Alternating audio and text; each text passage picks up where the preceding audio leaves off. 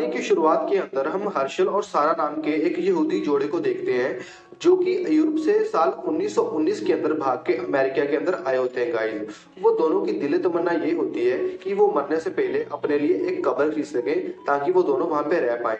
जो हर्षल होता है वो एक अचार की फैक्ट्री में काम करता है। वहां पे वो 10 चूहे मारता है और उसको 1 सेंट वहां पे मिलता है। वो दोनों बहुत मेहनत करते हैं और अपने लिए कब्र भी खरीद लेते हैं। उसके बाद जो सारा होती है वो प्रेग्नेंट हो जाती है। वो दोनों बहुत खुश होते हैं पर उनकी खुशी बहुत टाइम तक नहीं चलती। एक दिन हर्षल चूहा मारता हुआ गिर जाता है एक अचार के बहुत बड़े ड्रम के अंदर और उधर से गवर्नमेंट की इंस्ट्रक्शन आती है कि ये तुम्हें अचार की फैक्ट्री बंद करनी पड़ेगी और वो ड्रम को बंद कर देते हैं गाइस। हर्षल उस ड्रम के अंदर ही होता है।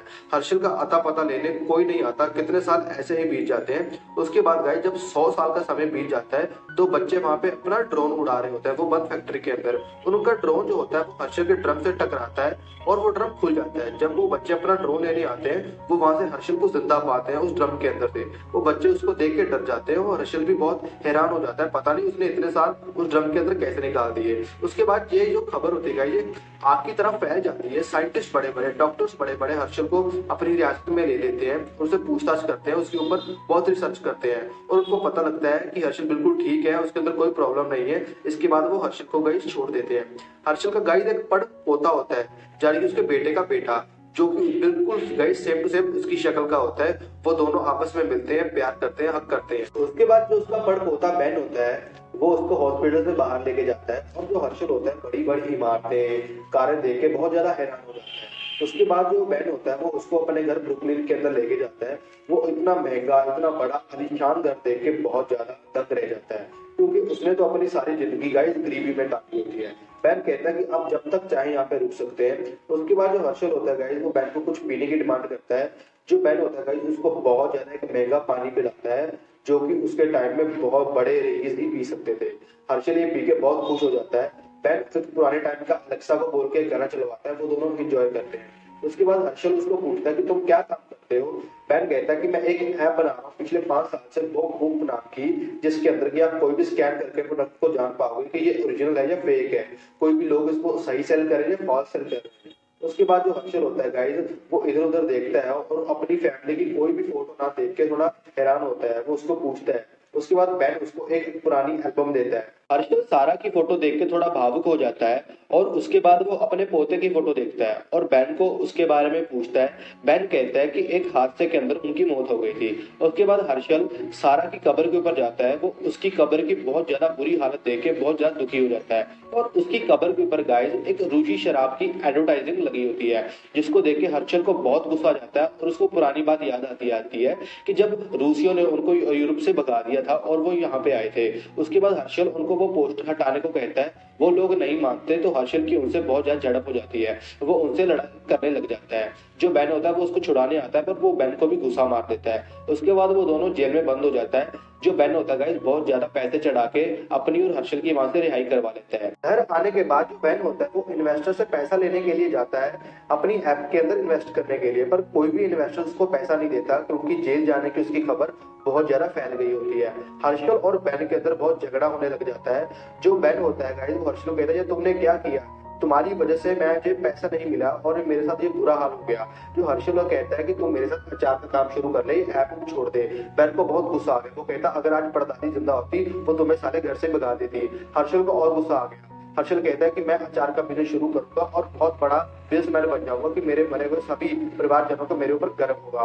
और अपनी वाइफ की जो फोटो ऊपर लगी हुई है रशिया का एक शराब का एडवर्टाइजिंग, मैं उसको भी हटा दूंगा। ऐसे ही बैन और हर्षल के बीच गाइस झगड़ा हो जाता है। वो दोनों एक दूसरे को बहुत गलत गलत शब्द बोलते हैं। उसके बाद जो हर्षल होता है गाइस वो वहां से चला जाता है, एक सुपरमार्केट के अंदर जाता है, बहुत सारे खीरे खरीदता है पर उसका पैसा बिल्कुल भी नहीं होता, 1 रुपया भी नहीं होता। इसलिए वो वहां के कूड़ेदान से गाइस खीरे उठा लेता है और जो जो चीज उसको चाहिए होती है अचार बनाने के लिए वो सब कुछ कूड़ेदान से इकट्ठा करता रहता है गाइस। वो ऐसे ही बहुत ज्यादा सामान इकट्ठा करके गाइस एक बहुत बढ़िया अचार का बिजनेस शुरू कर लेता है, जिसके अंदर वो गंदा पानी यूज करता है बारिश का और एक छोटी मोटी सी रेडी लगा देता है। गाइस पहले पहले तो लोग उसके पास नहीं आए, पर एक दो बंदों ने उसके व्यापार को बहुत ज्यादा पसंद किया, क्योंकि वो बहुत ज्यादा कम रेट के अंदर अचार दे रहा था और वो भी बहुत ज्यादा स्वादिष्ट था। गाइस उसने पहली कमाई $4 की थी। उसके बाद गाइस वो इतना फेमस हो गया, इतना फेमस हो गया कि पूरा मोहल्ला, पूरे लोग उसके पास आने लगे। गाइस वो लोगों को कहता कि आप मेरे पास सिर्फ बोतल ले आया करो, मैं आपको अचार भर के दे दिया करूँ। पर उनको क्या पता था, वो तो साला नल्ला है, उसके पास तो कुछ है ही नहीं। ऐसे ऐसे गाइस वो बहुत सारे ब्लॉगर्स के कारण वो बहुत ज्यादा फेमस हो गया और उसका अचार इतना ज्यादा ट्रेंडिंग में आ गया कि ये बात गाइस बैन को भी पता लगी। बैन ने क्या किया कि जो उसकी कंप्लेंट थी, फूड डिपार्टमेंट वाले को हर्षल की कंप्लेंट कर दी कि ये हर्षल बंदा क्या करता है, ये गंदे गंदे से सामान इकट्ठा करके कूड़ेदान से अचार बनाता है और लोगों को सेल करता है, जो कि बहुत ज्यादा अनहाइजीनिक है। तो जो फूड डिपार्टमेंट वाले होते हैं वो हर्षल के ऊपर छापा मारते हैं और उनको ये पता लग जाता है कि ये सामान बहुत ज्यादा अनहाइजीनिक बनाता है। उसके बाद उसके ऊपर $12,000 का खर्चा लगा देते हैं। जो हर्षल होता है गाइस वो नंगा हो जाता है। उसके बाद दो उसके कस्टमर उसको सलाह देते हैं कि तुम बहुत सारे इंटर्न्स हायर कर लो, जो कि तुम्हारे पास काम भी फ्री में करेंगे और काम भी बहुत बढ़िया करेंगे। फूड डिपार्टमेंट जो कहेगा वैसे ही काम करेंगे। वो उनकी बात मान जाता है और वो अपने पास बहुत सारे इंटर्न्स हायर कर लेता है गाइस, जो कि उसके पास काम करने के लिए तैयार होते हैं। जैसे फूड डिपार्टमेंट वालों ने इंस्ट्रक्शन दी थी वो सेम टू सेम वैसे ही काम करता है। धीरे धीरे उसका बिजनेस बहुत बढ़िया गाइस फिर से चल पड़ता है, पूरी सिटी के अंदर बहुत फेमस हो जाता है। उसके बाद इतने पैसे भी आ जाते हैं कि वो अपनी वाइफ के कवर के ऊपर जो पोस्टर लगा होता है उसको भी खरीद लेता है। उसके बाद जो गाइस बैन होता है, उसका जो इन्वेस्टर होता है वो बैन के आपके ऊपर नहीं इन्वेस्ट करता, वो हर्षल के अचार के अंदर उसको इन्वेस्ट कर देते हैं अपने पैसे। हर्षल को यह बात पता लग जाती है, वो बैन को चिढ़ाने वहां पे चला जाता है। पर वो बैन को कहता है कि यार हम है तो एक ही, तुम मेरे पड़पोते हो, हम दोनों के अलावा यहाँ पे कोई और है भी नहीं हमारा फैमिली का मेंबर, क्या हम दोनों इकट्ठे नहीं रह सकते। पर दोनों के अंदर फिर से झगड़ा हो जाता है। हर्षल उसको कहता है कि तुम भी पोलैंड के लोगों जैसे एक नंबर लल्ले हो।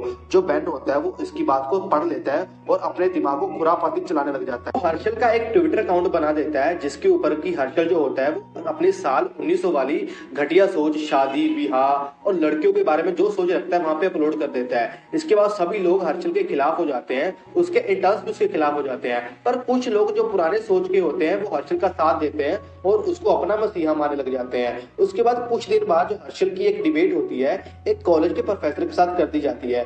बैन वहां पे क्या करता है, भेष बदल के हर्षल से पूछता है कि तुम्हारा क्रिश्चियन धर्म के बारे में क्या विचार है। जो हर्षल होता है गाइस वो क्रिश्चियन धर्म के बारे में बहुत गंदा बोलता है, बहुत ज्यादा गंदा। वो कहता है कि जीसस कोई भगवान नहीं है, वो तो एक नल्ला था। जिसके बारे में सुन के सभी के सभी लोग बहुत दंग हो जाते हैं और जो लोग हर्षल के खिलाफ थे और जो हर्षल को सपोर्ट भी कर रहे थे वो भी उसको बहुत जोर से मारने लग जाते हैं, उसको पीटने लग जाते हैं उसको पकड़ने के लिए। जो हर्षल होता है गाइस किसी ना किसी तरीके से एक जगह पे छुप जाता है और वहां पे देखता है कि सरकार जो होती है वो हर्षल के ऊपर केस करती है कि वो यूरोप से गैर कानूनी तरीके से अमेरिका के अंदर आया था।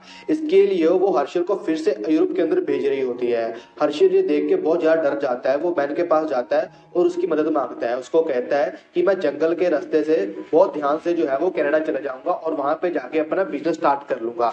जो बैन होता है उसकी बात मान जाता है। वो दोनों जंगल के रास्ते से वहां पे चले जाते हैं और रास्ते के अंदर बैन को थोड़ी सी चोट भी लग जाती है। हर्षल उसकी मदद करता है। वो किसी न किसी तरीके से रात को काटते हैं, एक दूसरे को हक करते हैं क्योंकि उधर बहुत ज्यादा ठंड होती है। वो ठंड से बचने के लिए खुद को हक करके गर्मी प्रोड्यूस करते हैं। उसके बाद वो रास्ते में जब वहां पे पहुंचते हैं गाइस वो देखते हैं कि वहां पे पुलिस की जीप जा रही होती है। वो दोनों वहां पे छुप जाते हैं और जैसे वो छुपते हैं बैन को उससे थोड़ा प्यार आ जाता है। वो कहता है कि यार बात ऐसी थी, मैंने ही तुमसे वो क्रिश्चियन धर्म वाला वहां पे सवाल पूछा था कि ताकि तुम अलग अलग से कोई जवाब दे दो और लोग तुम्हें मारे।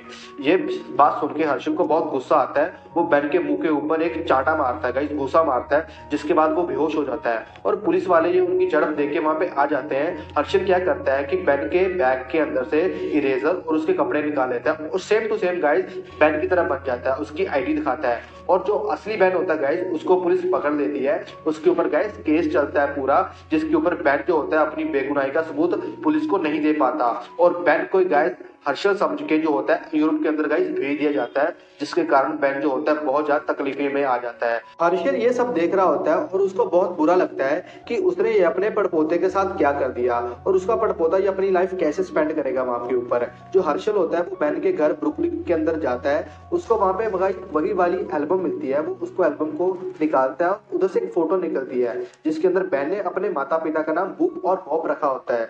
गाइस ये देख के जो हर्षल होता है बहुत ज्यादा इमोशनल हो जाता है क्योंकि यही ऐप के ऊपर जो होता है बैन काम कर रहा होता है। इसलिए जो जो हर्षल होता है गाइस वो उसको बहुत प्यार करने लग जाता है कि ये तो अपने माता पिता का नाम ऊंचा कर रहा है, उनको प्यार कर रहा है। हर्षल क्या सोचता है कि अब वो यूरोप के अंदर जाएगा और बेन को वहां से लेके आएगा।